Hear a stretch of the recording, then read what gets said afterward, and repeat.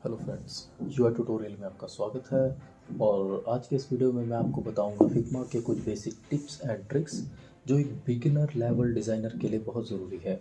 तो उसके लिए मैं ले लेता हूँ एक ऑब्जेक्ट जिसको मैं अब यहाँ पे डिज़ाइन करने वाला हूँ। तो मैंने गूगल से एक टेबल पहले से ही लिया हुआ है। ये पीएनजी इमेज है। इसको हमारे जो आर्ट बोर्ड है उस पर लाने के दो तरीके हैं। पहला तरीका है मैं इसको यहाँ से कॉपी और यहाँ इसको पेस्ट कर सकता हूँ।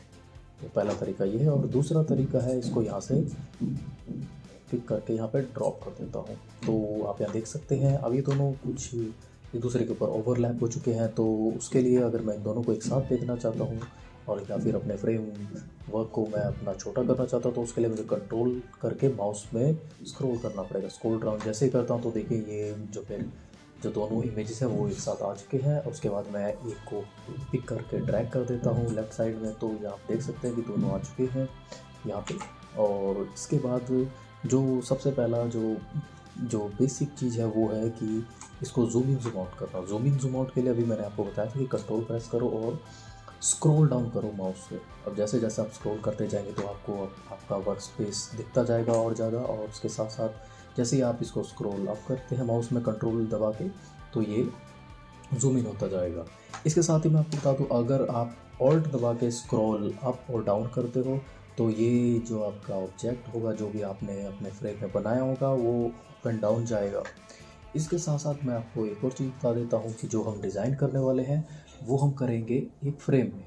अब फ्रेम में डिज़ाइन करना और एक नॉर्मली अगर मैं यहाँ पे डिज़ाइन करता हूँ तो उसमें क्या फ़र्क है वो हम आगे आगे आगे इस वीडियो में हम जानेंगे।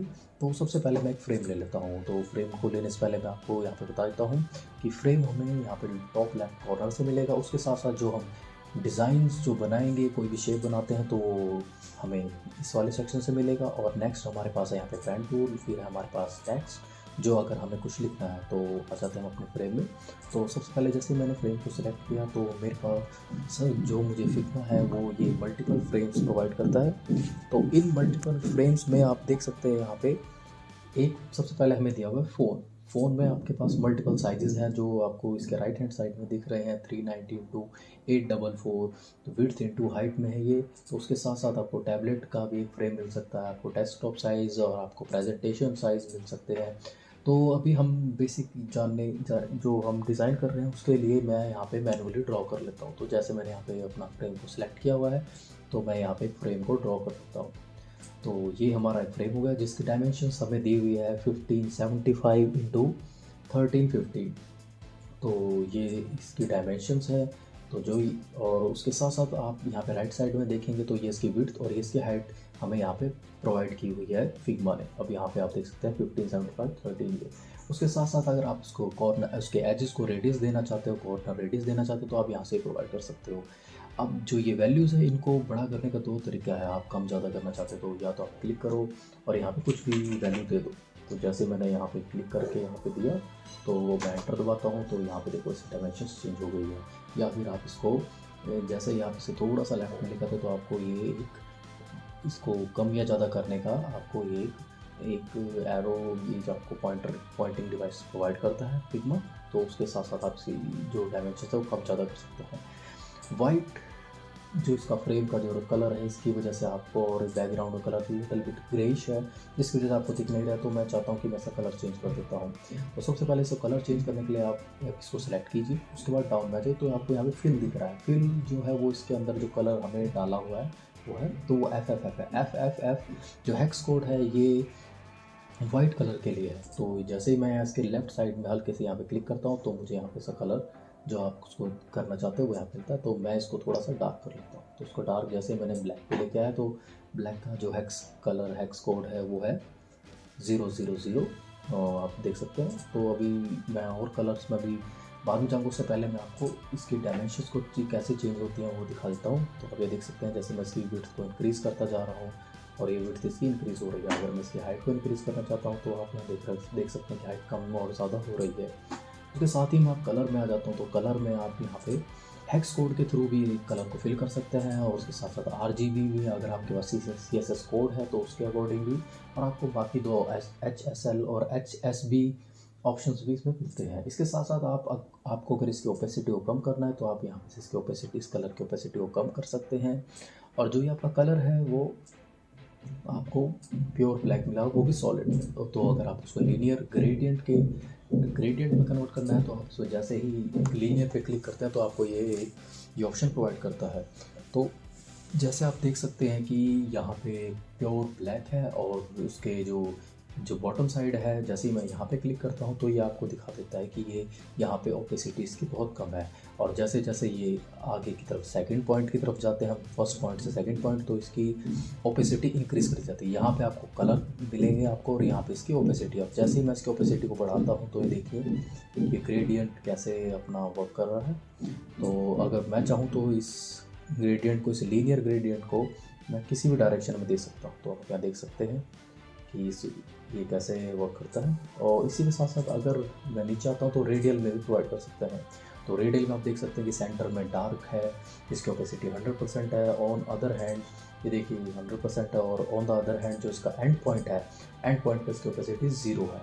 तो जैसे ही मैं इसकी ओपेसिटी को बढ़ाना शुरू करता हूँ तो आप देख सकते हैं कि जो ये कलर है दोनों के दोनों सेम ओपेसिटी के हो चुके हैं, जिसकी वजह से हमें पूरा ब्लैक दिख रहा है। तो मैं इसको जैसे 0 पे लेके आता हूँ तो सेंटर में, अगर मैं इसको रिवर्स करना चाहता हूँ तो मैं यहाँ पे इस पर क्लिक करता हूँ और इसकी ओपेसिटी को देता हूँ 0, और यहाँ पे क्लिक करता हूँ और हमारा जो बाय डिफ़ॉल्ट कलर सेलेक्ट हो रखा है वो ब्लैक है, और इसकी ओपेसिटी को इंक्रीज़ करता हूँ। तो आप देख सकते हैं कि सेंटर में ओपेसिटी बहुत कम है, 0 है, और जैसे मैं एंड पे आता हूँ तो इसकी ओपेसिटी 100% है। तो ये हमें जो मल्टीपल डिज़ाइंस है उनको डिज़ाइनिंग में हमें हेल्प करता है। तो आप इसका यूज़ कर सकते हैं अपने किसी भी डिज़ाइन के लिए। तो इसके बाद मैं आ जाता हूँ अपने जो एंगुलर, तो ये किसी पर्टिकुलर एंगल पे है जो आप ओपेसिटी देना चाहते हैं। इसके साथ साथ आपको डायमंड और इमेज वाली प्रॉपर्टी भी मिलती है अगर आपको इस शेप में कोई इमेज ऐड करनी है, वो हम आने वाली वीडियोज़ में देखेंगे। अभी हमारे लिए जो इम्पोर्टेंट है वो है हमारा सॉलिड कलर। तो सॉलिड हमने इसको यहाँ पे प्रोवाइड कर दिया है। तो ये हमारा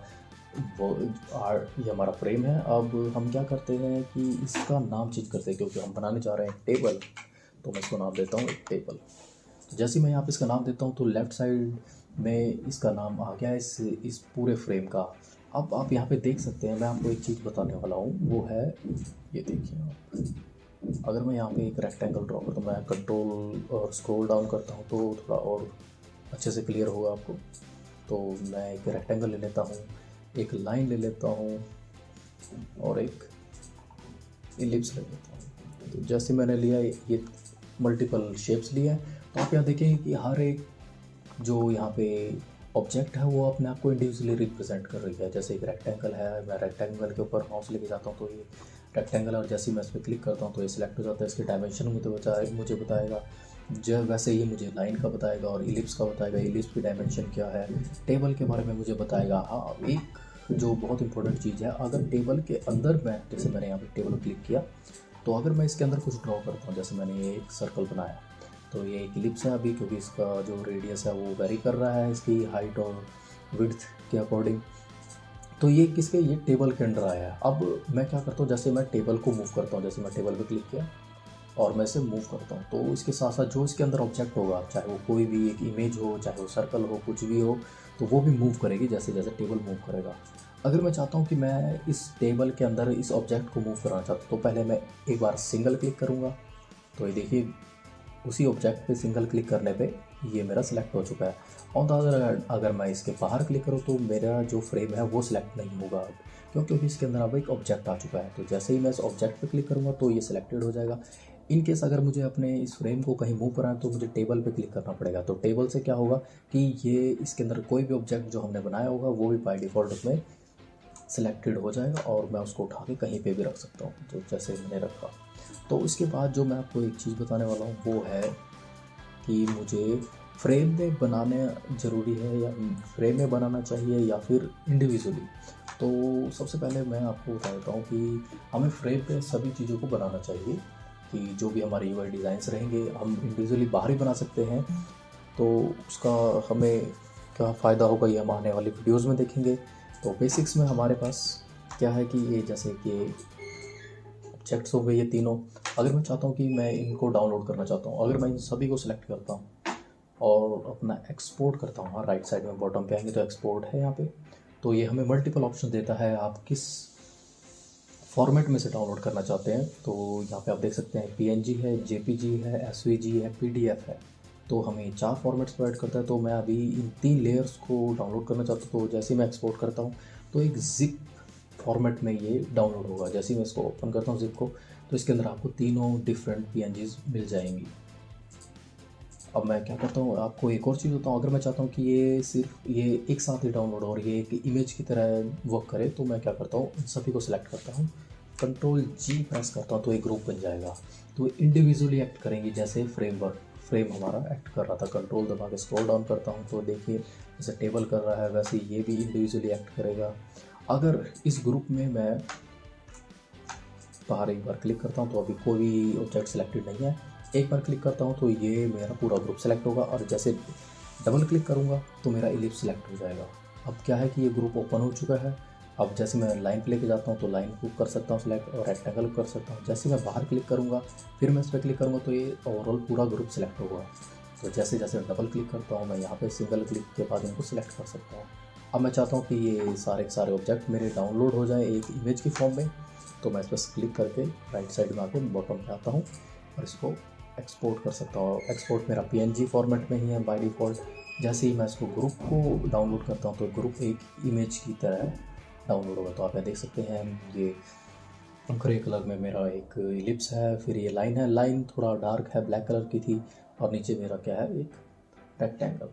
तो इसको क्रॉस करता हूँ, और इसके साथ साथ मैं आपको और भी चीज़ बताता हूँ। जैसे ही मैं इस पर क्लिक करके मैं चाहता हूँ कि ये अलग अलग हो जाए, तो इस पर राइट क्लिक करता हूँ और इसे करता हूँ अनग्रुप। अनग्रुप करने पे क्या होगा कि ये इंडिविजुअली एक्ट करेंगी ये सारी लेयर्स।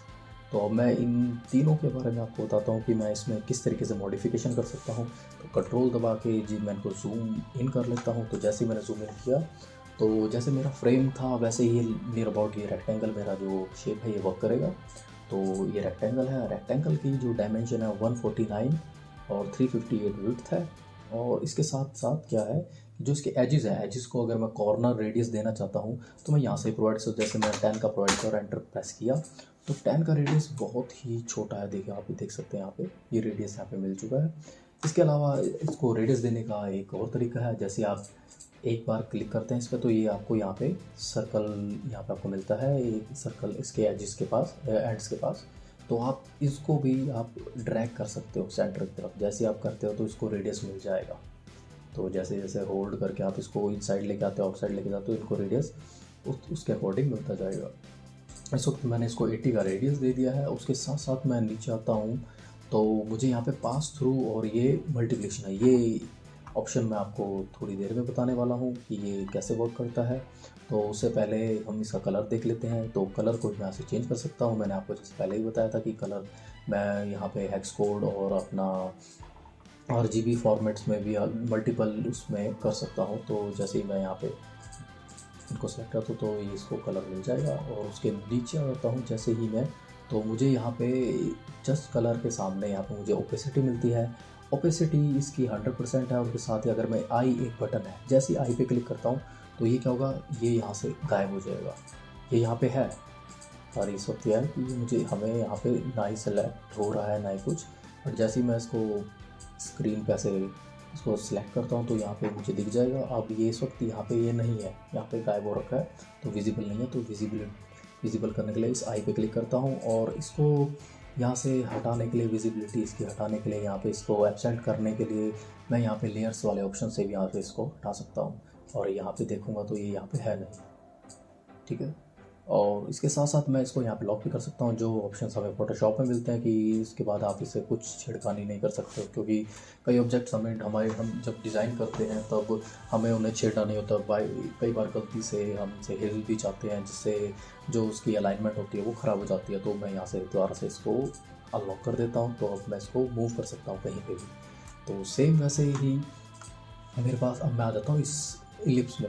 इलिप्स के यहाँ पे भी आर्क है, जिसकी हेल्प से मैं इसको एक अलग शेप भी प्रोवाइड कर सकता हूँ। जैसे आप देख सकते हैं कि मैं इसको एक अलग शेप प्रोवाइड कर रहा हूँ। उसके साथ साथ यहाँ पे सेंटर में भी अब मुझे ये सर्कल्स देखने को मिले हैं। अब मैं इसको जैसे जैसे मूव करता जाऊंगा तो ये मुझे एक पाई चार्ट या फिर कोई जैसे जैसे अगर हमारी नीड्स के अकॉर्डिंग हमें इसको आगे डिज़ाइन कर सकते हैं। उसके साथ साथ इसको और भी जो डिज़ाइंस है उस और भी शेप्स हैं, जो मल्टीपल शेप्स जो हम अपने यूज़ के अकॉर्डिंग इसको यूज़ कर सकते हैं आगे। तो आप यहाँ देख सकते हैं। तो जैसे ही मैं कंट्रोल Z पे क्लिक करता हूँ तो ये अपने वापस उसी शेप में आ जाएगा। कंट्रोल Z प्रेस किया तो ये आ गया है। इसके साथ साथ अब यहाँ पे मैं एक और चीज़ बताना भूल गया हूँ कि स्ट्रोक और इफ़ेक्ट्स।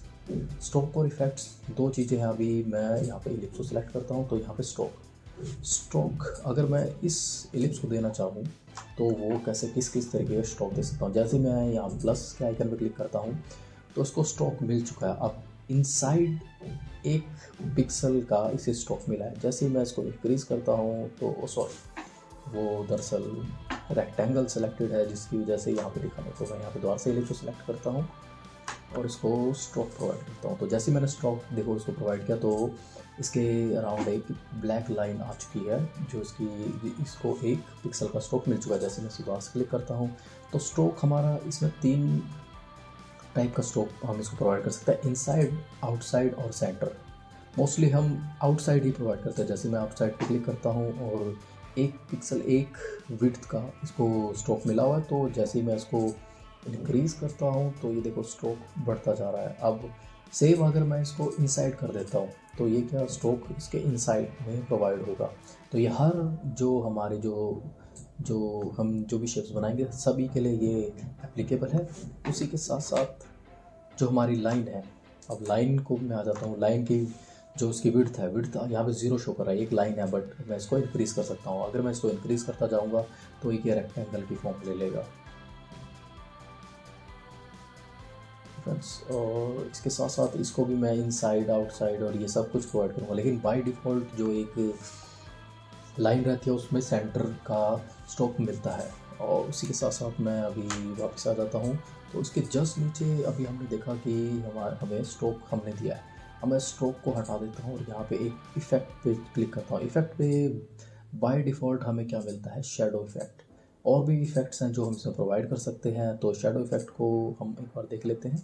जैसे मैंने जस्ट शेडो पे क्लिक किया तो ये हमें यहाँ पे इफ़ेक्ट्स में शेडो बाय डिफ़ॉल्ट मिला हुआ है। अब जैसे इसके यहाँ पे हम इस आइकन पे क्लिक करते हैं तो ये इसकी पोजीशनिंग बता रहा है कि वाई एक्सिस में इसको 4 जो पिक्सल है वो नीचे तक मिला हुआ है। उसकी ब्लर उसका वो 4 है और उसकी ओपेसिटी 25% है। मैं इसको 100 कर देता हूँ। यहाँ पे एंटर करता हूँ क्लिक और यहाँ पे जाके देखता हूँ तो आप देख सकते हैं कि इसको स्ट्रोक हल्का हल्का मिला हुआ है। अब जैसे ही अब मैं यहाँ पे क्लिक करता हूँ, अब आप एक चीज़ ये देखेंगे कि इसको मैंने अभी स्ट्रोक नहीं दिया हुआ है। तो स्ट्रोक ना देने की वजह से इसमें हल्का सा ये शेडो आ चुका है। अभी इसको 100% दिया होता है। जैसे ही मैं इसके जो ब्लर की वैल्यू है उसको इंक्रीज़ करता हूँ तो आप देख सकते हैं इसके चारों तरफ कैसे ये शेडो आ रही है और ये बहुत अच्छा दिख रहा है, जो हमें इन फ्यूचर हम जैसे जो भी हम डिज़ाइन बनाएंगे तो उसमें हमको ये हेल्पफुल रहेगा।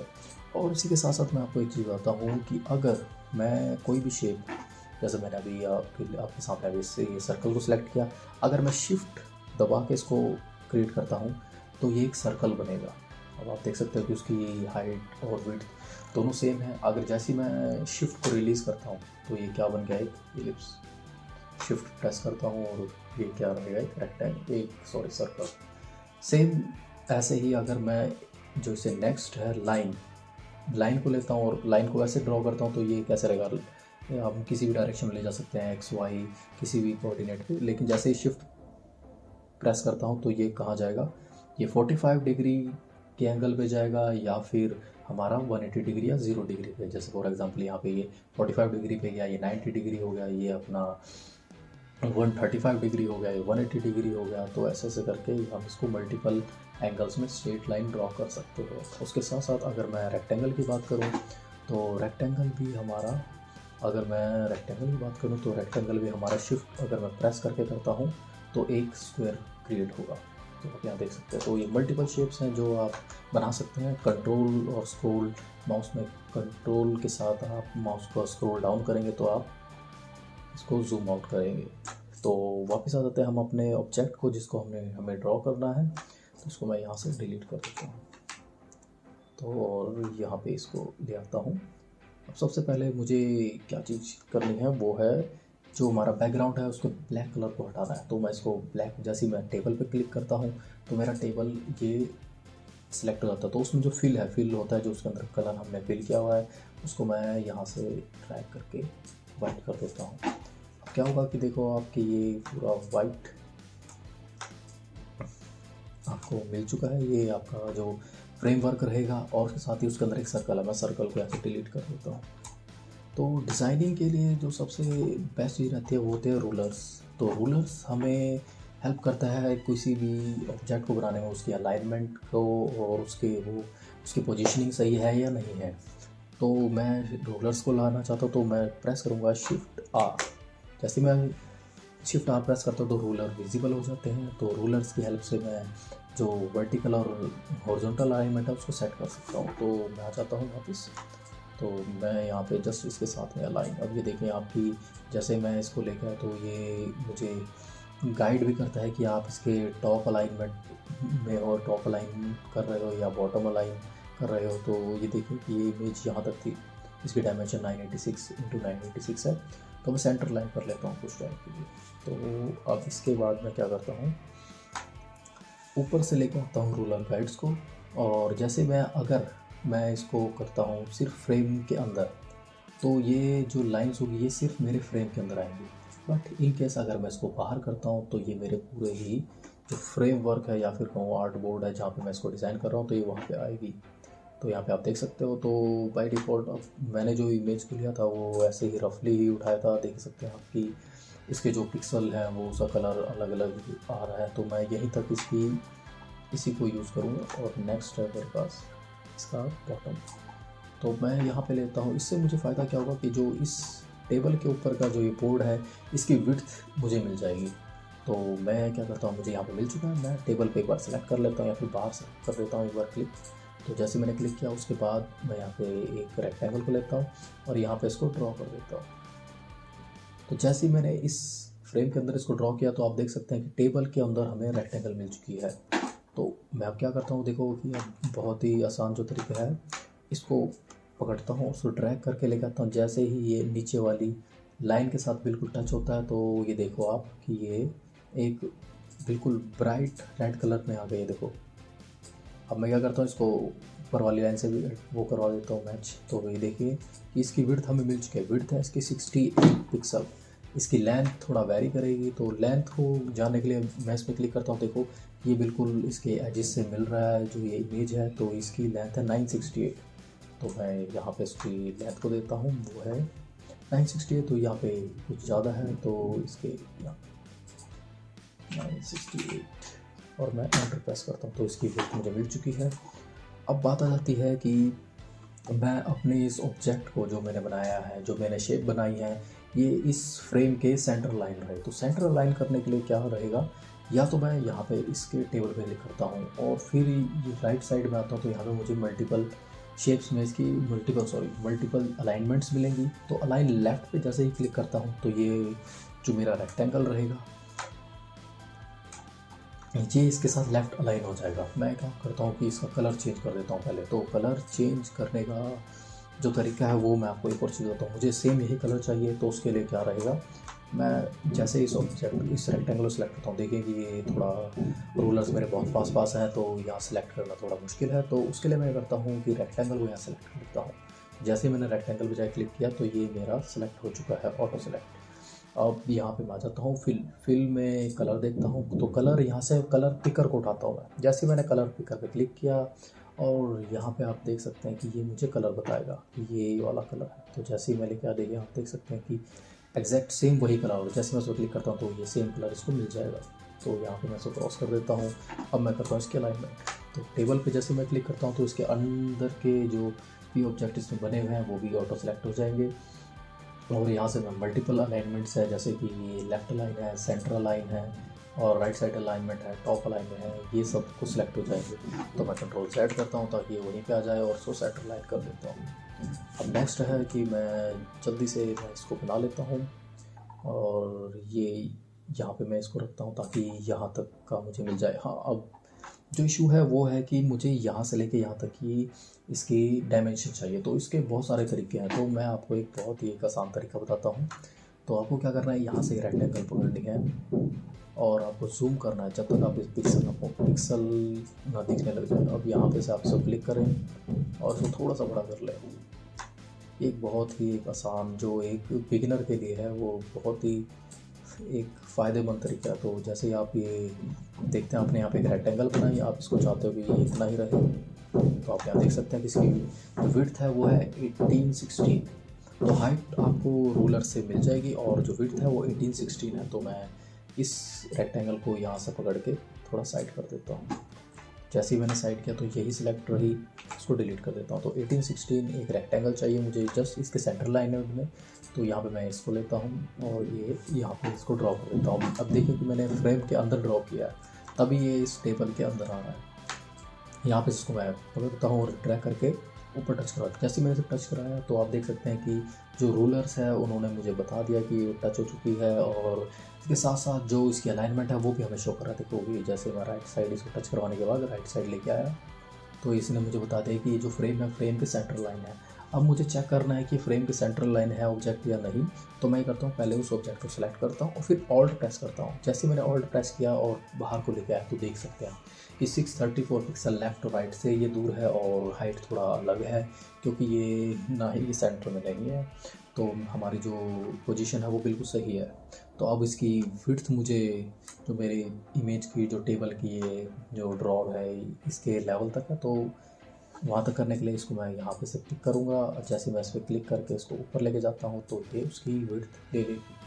अब हमें यहाँ पे जो इसकी विड्थ थी वो 6 समथिंग कुछ 680 समथिंग कुछ थी। तो मैं एक बार चेक कर लेता हूँ तो इसकी विड्थ कितनी थी, सॉरी 814 अभी मुझे यहाँ शो करा। तो अभी रफली ले लेता हूँ मैं, तो ये कितनी है 816। तो मैं यहाँ पे जाता हूँ और यहाँ पे शो करता हूँ 816, क्लिक किया। अब देखिए कि ये राइट साइड चली गया है जो इसकी लेंथ थी। तो इसको क्लिक करता हूँ और अगर शिफ्ट दबा के इसको मूव करता हूँ तो देखो कि ये लेफ़्ट, या तो ये उसी पोजीशन में जो इसकी एक्चुअल पोजीशन थी उसके ये अप एंड डाउन जाएगा, या उसी पोजीशन के राइट और लेफ़्ट जाएगा। तो यहाँ से मैं जैसे इसको लेफ़्ट में लेके आता हूँ और ये देखिए ये हो गया सेंटर लाइन। सेंटर लाइन करने का एक तरीका ये है, अगर मैं ऑल्ट दबा के चेक करता हूँ तो देखिए इसकी जो लेफ़्ट और राइट साइड में जो पैडिंग है वो नियर अबाउट सेम है, सिर्फ 1 पिक्सल का फ़र्क है जो चलता है। उसके साथ साथ अभी मैं आपको बताता हूँ कि अगर मुझे इन सभी ऑब्जेक्ट्स को एक ही लाइन में लेके आना, सॉरी कि ये लाइन सेंटर लाइन हो जाए, तो जैसे मैं इनको बिगाड़ देता हूँ और इस रेक्टेंगल को भी कंट्रोल दबा के जूम करता हूँ मैं, और सेम उसी ही पोजीशन, सॉरी हॉरिजॉन्टल पोजीशन में शिफ्ट कर देता हूँ। और फिर टेबल पे क्लिक करके अगर मैं इसको सेंटर लाइन करता हूँ तो ये सेंटर आ जाएगा। इस वक्त सेंटर लाइन हो चुकी है।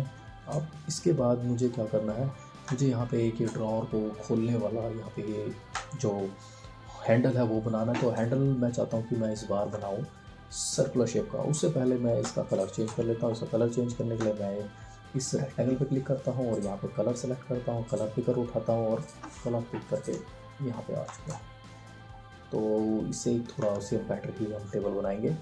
तो यहाँ पे मैं अपने ऑब्जेक्ट में आता हूँ और सॉरी शेप्स में आता हूँ। शेप्स में इलिप्स को सिलेक्ट करता हूँ और एक यहाँ पे कहीं पे एक मैं सर्कुलर बनाना चाहता हूँ। सर्कुलर बनाने के लिए मुझे करना पड़ेगा शिफ्ट को प्रेस करके और यहाँ पे शेप ड्रॉ करता हूँ। तो देखिए एक सर्कुलर शेप ड्रॉ हो रही है। तो मैं चाहता हूँ कि 90x90 का बने, तो 90x90 का एक सर्कल बन चुका है। उसके साथ ही अब मैं चाहता हूँ कि इसका कलर भी सेम वैसे हो। तो बाय डिफ़ॉल्ट अभी देखें कि आप ये सर्कल सेलेक्ट हो चुका है, हो रखा है।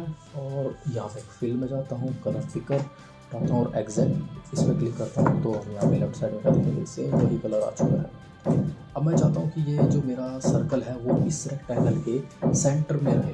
तो सेंटर में ढालने के लिए क्या कर सकते हैं, मैं क्या करता हूँ, पहले बाहर क्लिक करता हूँ। कोई भी जो भी मेरा फ्रेम है या इमेज है वो सिलेक्टेड नहीं होनी चाहिए। फिर मैं सिलेक्ट करता हूँ रेक्टेंगल को, इस रेक्टेंगल को, फिर शिफ्ट प्रेस करके इस सर्कल पे क्लिक करता हूँ। तो आप देख सकते हैं यहाँ पे कि इलिप्स और मेरा जो रेक्टेंगल है वो दोनों सिलेक्टेड है। अब मैं राइट साइड में आके इसको इसकी अलाइनमेंट करता हूँ। तो ये क्या है, अलाइन हॉरिजॉन्टल सेंटर। जैसे इस पर क्लिक किया तो ये इसके सेंटर में आ चुका है। अब इसकी जो वर्टिकल अलाइनमेंट होगी वो डिफरेंट होगी। वो कैसे देख सकता हूँ, देखो मैं सर्कल पे क्लिक करो, ऑल्ट प्रेस करो और थोड़ा सा बाहर आ जाओ, माउस को कुछ नहीं होल्ड करके रखना, तो आपको बता देगा कि 48 पिक्सल नीचे गैप है और 31 पिक्सल ऊपर गैप है, जिसे हम पैडिंग कहते हैं। तो उसको भी करने के लिए क्या करेंगे, हम दोबारा से बाहर मैं क्लिक कर लेता हूँ, डिसलेक्ट रहेंगे सारे के सारे, और फिर इस पर क्लिक किया सर्कल पे और शिफ्ट दबा के मैंने शिफ्ट के साथ ही मैं इस रेक्टेंगल को सिलेक्ट करता हूँ। फिर मैं सेंटर लाइन, तो सेंटर लाइन करने के लिए मुझे इस पर क्लिक किया। अब जैसे ही मैंने इस पर क्लिक किया तो आप इस सर्कल पे प्रेस करके आप माउस बाहर लेके आएंगे तो देखिए इसकी टॉप और लेफ्ट एंड बॉटम ये सारी पैडिंग्स इक्वल हो चुकी है। तो मेरा डेस्क वाला सेक्शन बन चुका है। उसके साथ ही अब मुझे इस टेबल की लेग्स को बनाना है और एक ये पट्टी होती है जिसके हम ऊपर पैर भी रखते हैं, इसको भी बना लेते हैं। तो उसको बनाने के लिए हम क्या करते हैं, सबसे पहले कि इसकी विड्थ को जानते हैं। इसकी विड्थ को जानने के लिए इन रेक्टेंगल्स की, तो मेरे पास जो मैंने सबसे बिगिनर लेवल के लिए जो एक तरीका बताया था उसी को आजमा लेते हैं। तो मैं क्या करता हूँ कि हाँ, वैसे एक तरीका ये भी है, मैं क्या करता हूँ, मुझे यहाँ तक ले लेता हूँ इसकी विड्थ को। तो जैसे मैंने इसकी विड्थ को लिया तो 51 पिक्सल इसकी विड्थ है, तो मैं इसको डिलीट कर देता हूँ। और इस टेबल की हाइट तक चाहिए मुझे, तो मैं यहाँ से रूलर हाइट को पकड़ता हूँ और यहाँ बॉटम पे कहीं पे इसको मिला देता हूँ कि मुझे इतनी हाइट मिल जाएगी। तो मैं यहाँ पे एक रेक्टेंगल लेता हूँ और इसको इस फ्रेम के अंदर ड्रॉ करूँगा। फ्रेम के अंदर ड्रॉ करूँगा जैसे ही, तो देखो ये फ्रेम के अंदर ही आया है। अब इसकी विड्थ को मैं 51 सेट करना चाहता हूँ, राइट साइड में आके 51 और ये एंटर। इसके साथ ही अब मुझे क्या चीज़ चाहिए कि मुझे एग्जैक्ट हाइट चाहिए। तो मैंने क्या देखा कि बॉटम से तो मैच हो चुका है बट ऊपर से नहीं, तो इसको ड्रैग कर लेता हूँ यहाँ पे और यहाँ पे इसको भी ड्रैग कर लेता हूँ। जैसे ऐड हुआ तो ये आ चुका है। अब मुझे इसको यहाँ पे कुछ गैप आ गया, तो इसको मुझे ये या इसको जो लेफ़्ट अलाइन करने के दो तरीके हैं। या तो मैं क्या करूँ, इसको सिलेक्ट करूँ और इस वक्त मेरा रेक्टेंगल सेलेक्ट है, इसको मैं शिफ्ट दबा के लेफ्ट साइड मूव करता हूँ। तो जैसे मैंने मूव किया तो आप देख सकते हैं कि यहाँ पे लाइन आ गई थी रेड कलर की, कि जिससे मुझे बता दिया है किसने कि ये एग्जैक्टली अलाइन हो चुका है। तो ये एग्जैक्ट अलाइन हो चुका है। या तो मैं ऐसे कर सकता हूँ, नहीं तो मेरे पास एक दूसरा तरीका है, इस रेक्टेंगल को सिलेक्ट करो और उसी के साथ साथ शिफ्ट दबा के इस रेक्टेंगल को सिलेक्ट करो। तो ये दोनों रेक्टेंगल सिलेक्टेड हैं और यहाँ पे से लेफ्ट लाइन, और ये दोनों लेफ्ट लाइन हो चुके हैं। सेम विड्थ की जो रेक्टेंगल है, जो इसका फुट है जो टेबल का, वो मुझे राइट साइड में चाहिए। तो मैं क्या करता हूँ कि बाहर एक बार क्लिक कर लेता हूँ और फिर ऑल्ट प्रेस करता हूँ, और ऑल्ट प्रेस करके जैसे ही मैं इसके पास लेकर आता हूँ तो देखो ये मुझे डुप्लीकेट करने का ऑप्शन दे रहा है। तो मैं इस पर क्लिक करता हूँ और ड्रैग करता हूँ राइट साइड में, और अगर मैं शिफ्ट दबा के ड्रैग करता हूँ शिफ्ट, और मैंने पहले ऑल्ट को अभी तक रिलीज़ नहीं किया है, तो मैं एक कॉपी को जस्ट उसके साथ पैरेलली राइट साइड में ले आया हूँ और यहाँ पे मैंने इसको प्लेस कर दिया। अब ये आप देख सकते हैं कि ये बिल्कुल इसके साथ इस ऊपर रेक्टेंगल के साथ ये राइट अलाइन हो चुका है, और इसकी जो डायमेंशन है, जो उसकी लेंथ है, वो एग्जैक्ट मैच कर रही है हाइट जो इसके लेफ़्ट फुट से। अब इन दोनों को मैं कलर दे देता हूँ। अब एक और चीज़ जो मैं आपको बताने वाला हूँ वो ये है कि मुझे, अब आप यहाँ देख सकते हैं इन दोनों फुट्स का जो कलर है वो सेम है। तो मैं क्या करता हूँ, शिफ्ट प्रेस करता हूँ, फिर इस रेक्टेंगल को सिलेक्ट करता हूँ, फिर नेक्स्ट रेक्टेंगल को, दोनों को सेलेक्ट करता हूँ, तो दोनों का कलर मुझे यहाँ पे दे दिया है इसने। और यहाँ पे फिल में आता हूँ, फिल में से मैं यहाँ पे कलर पिकर को सिलेक्ट करता हूँ। कलर पिकर को सिलेक्ट करके जैसे मैं क्लिक करता हूँ और ये देखिए दोनों के दोनों कलर आ चुके हैं। अब मुझे ये जहाँ पे पैर रखते हैं ये वाला एक सेक्शन बना, तो जल्दी से इसको बना लेते हैं हम। तो यहाँ पे इसको इतना लेके आए और इसको यहाँ पे इतना, तो इसकी विड्थ मुझे मिल चुकी है।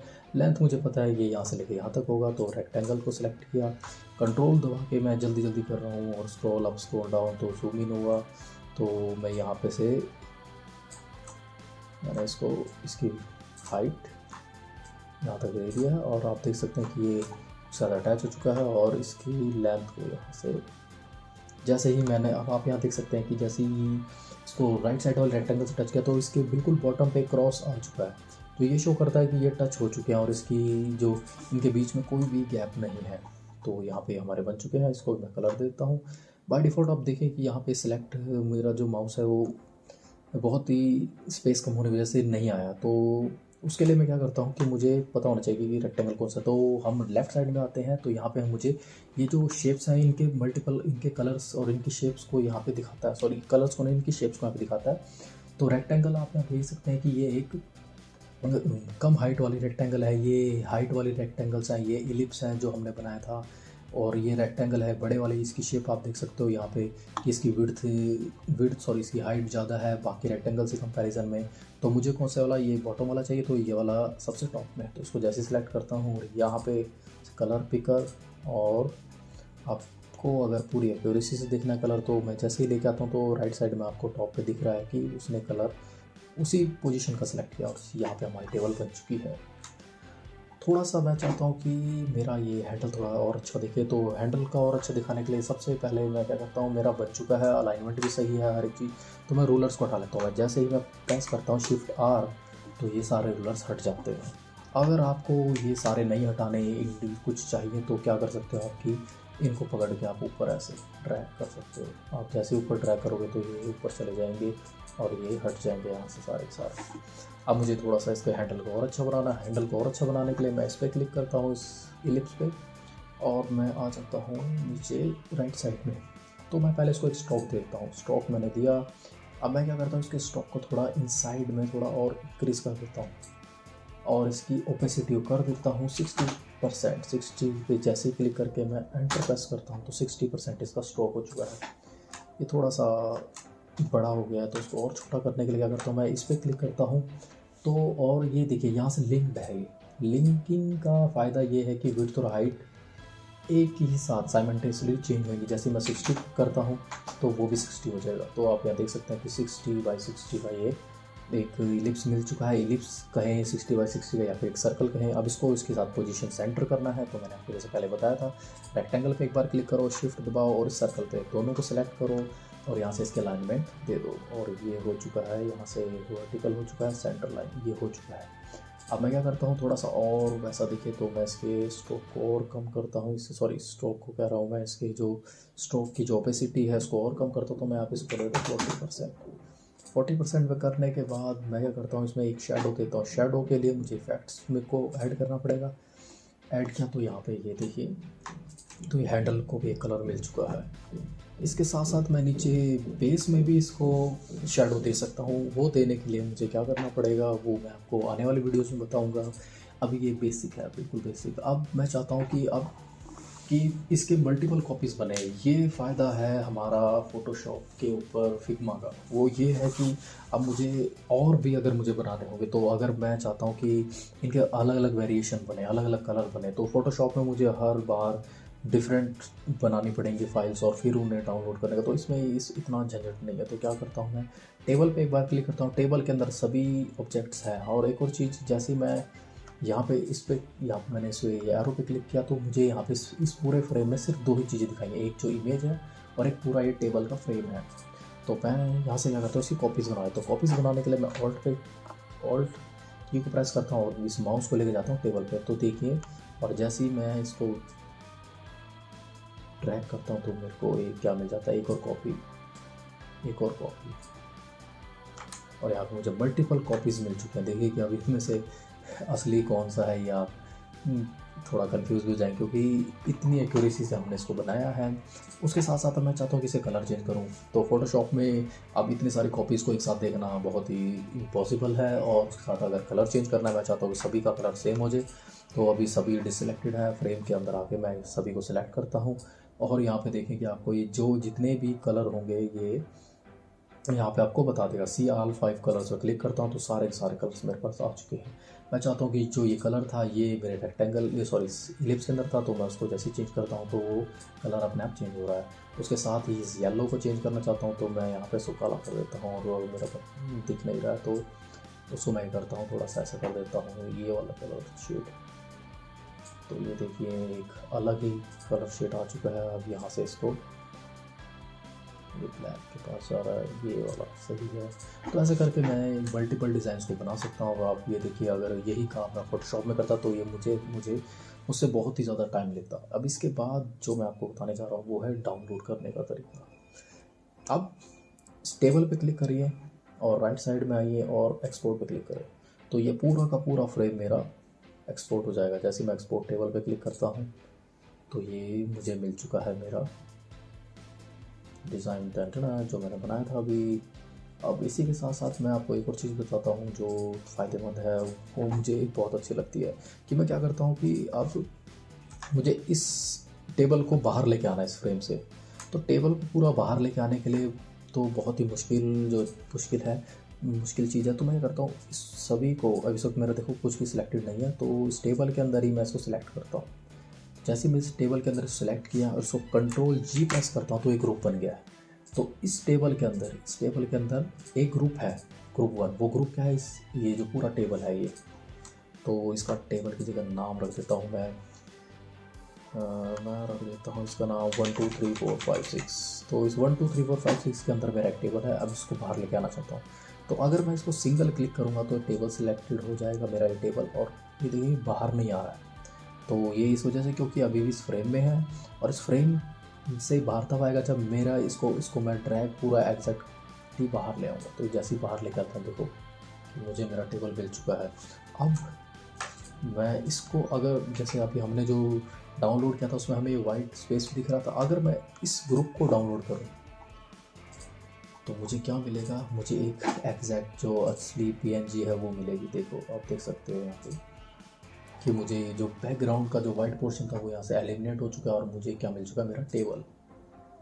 तो यहाँ यहाँ तक आपने जाना क्या कुछ बेसिक चीज़ें जो शेप्स हैं और ये सब कुछ है।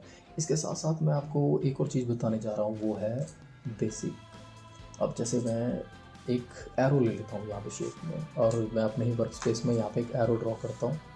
तो एरो को देखेंगे आपकी बहुत ही डिमिनिश है, इसकी कोई विड्थ नहीं है, कुछ नहीं है। तो मैं इसको सेलेक्ट करता हूँ, राइट साइड में आता हूँ और यहाँ पे देखते हैं इसके स्ट्रोक है। तो स्ट्रोक को जैसे मैं इंक्रीज़ करता हूँ तो ये क्या होगा, मेरा एरो बड़ा होता जाएगा। और उसके साथ साथ क्या होगा कि अगर मुझे जो इसके सामने वाला जो पॉइंट है उसको कैसे चेंज करना, तो मैं यहाँ से कर सकता हूँ पॉइंटर को चेंज।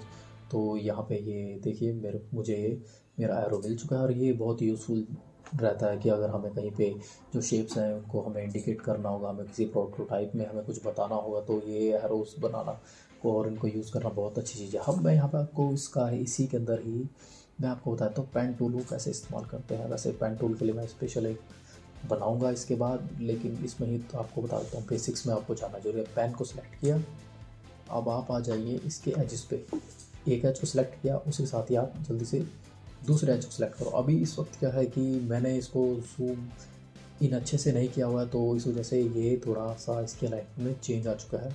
तो मैं करता हूँ जैसे ऑल्ट प्रेस करके, सॉरी ऑल्ट नहीं कंट्रोल प्रेस करके अभी मैंने सेलेक्ट किया हुआ है, तो ये देखें कि इसके एक्सटर्नल पॉइंट्स को इसने सेलेक्ट नहीं किया हुआ है।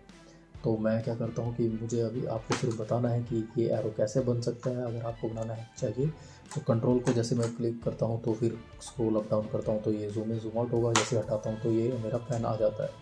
तो मैं क्या करता हूँ यहाँ कहीं पे लेके आता हूँ और इसको यहाँ पे क्लिक करता हूँ नेक्स्ट, और उसके बाद मैं इधर एक एज पे, फिर यहाँ इस एज पे, तो जल्दी जल्दी मैं एक एरो बना के दिखा देता हूँ आपको यहाँ पे। और बिल्कुल जो इसका स्टार्टिंग पॉइंट जहाँ से मैं स्टार्ट किया था वहाँ पे क्लिक करता हूँ तो ये रिलीज़ हो चुका है। इस वक्त क्या बन चुका, हमारा एक एरो बन चुका है।